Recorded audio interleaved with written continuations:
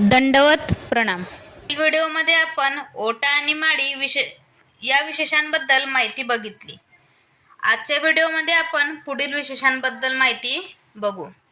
भोवरी पूजावसराच्या वेळी स्वामींच्या श्रीकरामध्ये कडियाचे हातसरे ओळगविले जायचे।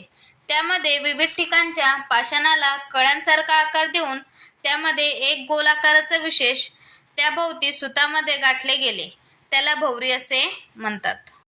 पान बाईसा स्वामींना पानाचा विडा करून देत असत किंवा भट्टोबास फुलहारांमध्ये पानं गुंफीत असत। त्या पानाचे स्मरण होण्यासाठी नमस्कारी पाषाणाला पानाचा आकार देण्यात आला।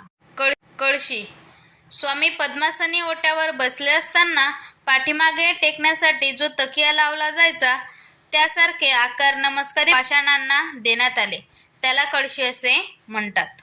शेवण स्वामी ओट्यावर लोमता श्रीचरणी बैसले असताना चरणाखाली किंवा पद्मासनी बैसले असताना गुडघ्याखाली घ्यावयाच्या गोल गाद्या म्हणून विशेषाला गोल आकार देण्यात आला, त्याला शेवण असे म्हणतात।